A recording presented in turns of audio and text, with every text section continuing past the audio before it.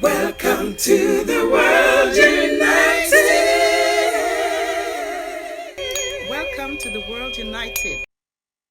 The primary objective of spirituality, regardless of which path you walk, is to answer the age-old question, who am I?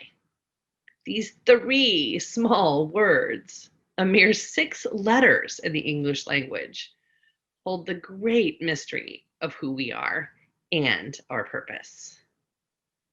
Answering this question is ultimately what will lead us to our purpose. I'm Ronda Renée, founder of DivineNavigation.com and creator of the Divine Coordinates process. Today, I'm going to introduce you to an entirely new paradigm of purpose. There's a lot of talk out there about how important it is to find our purpose.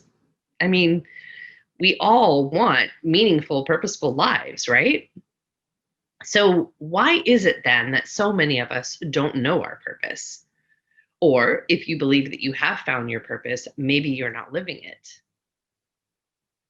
We've been led to believe that there is one thing we're meant to do with our lives. That creates a lot of pressure for you to find the one thing. The problem is really that we've gotten purpose all wrong. Back to our question. Who am I? What are the first things that come up for you when you ask yourself this question? Who am I? The most common types of answers begin with resumes, roles, and responsibilities, including and often leading with what we do for work. This is the same approach that generally gets taken when it comes to purpose. Purpose most often is seen from the perspective of work and doing. What can I do for others? What can I do to change the way things are? What can I do to make a difference in the world? While these are noble questions, the surprising truth is that they have little or nothing to do with your true purpose. All of these questions have to do with things that are externally referenced, meaning they are outside of ourselves. Your purpose is not about anything outside of you. Therefore, your purpose cannot be a project or a mission. It's definitely not just what you do for work or your business. There is not one thing you are meant to do. There is one thing you are meant to be. The truth about your purpose lies in these 3 little words. The question, who am I? Let's take a look at how emphasizing the different words in this one small question, by changing that emphasis, you can open up access to even more levels of awareness within you that ultimately leads you to your purpose. First, I'll speak them for you, then we'll break them down together one at a time. Before we get started, let's take a moment, maybe even closing your eyes if you feel comfortable. And just take a nice big deep breath. All the way in and all the way out. Becoming present in the moment so you can keep your attention on what you notice. You may want to keep your eyes closed for just another moment as you listen. As I share each of these, stay present to anything that you're sensing or feeling in the process. Here we go.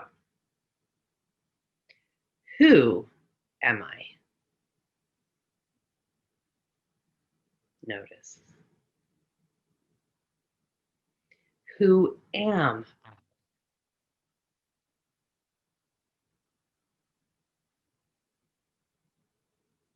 Who am I? Notice how each of those emphases have a different feel to them. We'll begin our closer look with the first one. Who am I? Take a moment, perhaps even take a note on what arises for you. Be present to how you would answer this question. and write that down. I can wait. Who, most fundamentally speaking, means of what origin, of position, or importance. And throughout our lives, we develop innumerable references and reference points to our who, from our family of origin, our background, our education, our life experience, all of those, just to name a few. It turns out that who isn't just who we are, it's also who we believe that we should be, or we believe that we need to be, or we believe that we're expected to be. And that expectation and shoulding and belief can come from the previous places I mentioned, as well as many others, including societal and cultural norms and expectations. It frequently holds the spoken and unspoken agreements in regards to the roles and responsibilities that we've taken on, and the codes of conduct that go along with those roles and responsibilities. Who is also where we speculate on how we measure up or not, where we attempt to shore up what we perceive as cracks in our foundation of who we show or try to show the world who that we are, the front we're putting up, the facade we're putting up. Very frequently, it is our facade. In short, who am I, asked as who am I, tends to be answered through the lens of the externally referenced perspectives of ourselves. Now, let's go on to who am I? According to the dictionary, am is indicative of be. Here we have our biggest clue to what your true purpose really is. Your purpose is not a project or a mission. It's not your roles or responsibilities. It is who you be. Something that is not so easy to access when we're stuck in the who of the external world. Our lives and our day-to-day activities are far more filled with doing over being, with fulfilling expectations over fulfilling ourselves. As a whole, societally, we don't operate from the internal space of being. This am is not just a random selection of being that you choose from your ego desires or your personality projections. Our am is turning inward for an internal sourcing of the beingness of our soul. Each and every one of us has a precise purpose for our birth, someone or something that we were born to be, a specific frequency we're designed to hold for the benefit of the planet and our fellow man. I call this frequency your divine coordinates. For each of us, our divine coordinates are made up of a specific set of energetic frequencies. The complication is that we aren't born vibrating at that frequency. We're born with this specific potentiality to that frequency. Then we're tasked with mastering and embodying that potentiality. This is the first step of your purpose, to become who you were born to be. Now, upon understanding this, our life experiences take on an entirely different quality. For example, none of the pain in your life has been without a purpose. Each challenge or confrontation has really been an invitation to become internally sourced rather than externally referenced, an opportunity to become the source of your unique energetic frequency, making the journey of your life, the treasures and the traps, the victories and the victimizations, all part of the divine design to facilitate your becoming. This is the hardest part of your purpose. When we reach this point in the question, who am I? The am is the fulcrum It's the pivot point of this powerful question. Our small but mighty 3 words. Who am I? Why do I call it a fulcrum?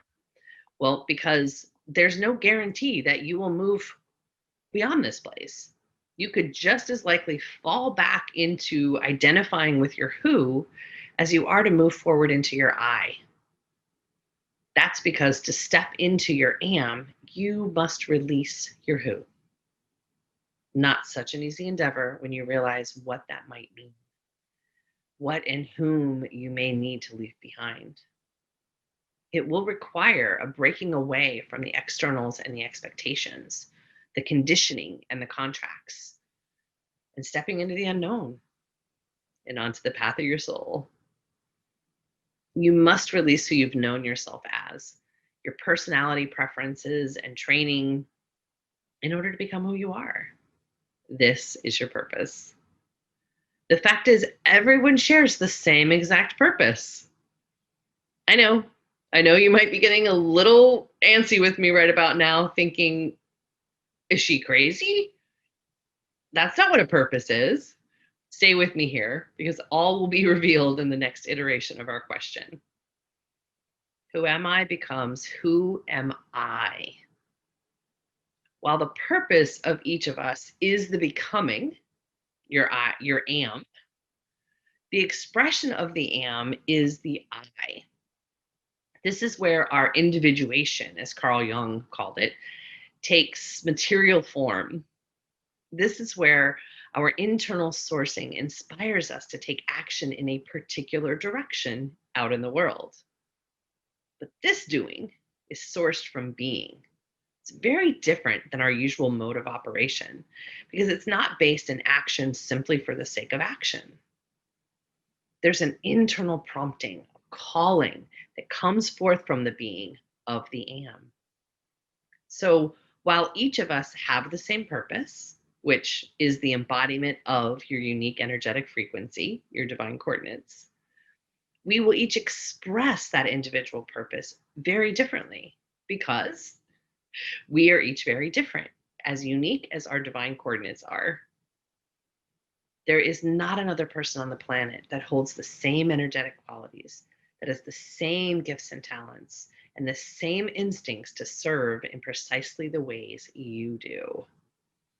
There may be others with similar and in similarities in one or two of those areas, but definitely not all 3.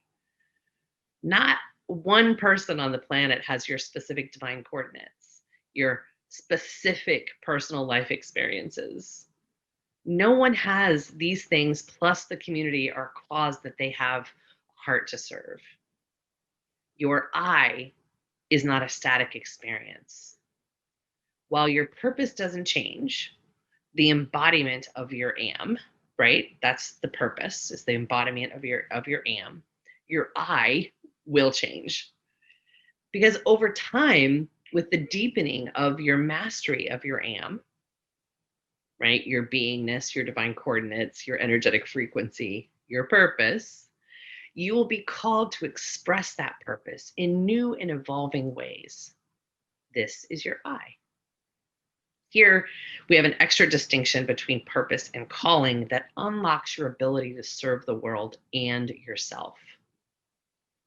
The state of being of your am is revealed through your divine coordinates, the specific set of energies you're meant to hold for this world. It's through the expression of these energies that you find purpose and fulfillment. How you choose to express the energies of your divine coordinates will grow and evolve over the course of your life. So while you do have one purpose, you may be called to share that purpose, your I, more than one, perhaps several different ways throughout your lifetime. These are your callings. As who am I becomes I am who, your purpose is fulfilled. You have a specific potential inside of you, but until you have a conscious understanding of who you're designed to be, your true purpose will never be fulfilled, and neither will you. Who am I? Put your who in service to your am, expressed through your I. I am who. A new paradigm of purpose.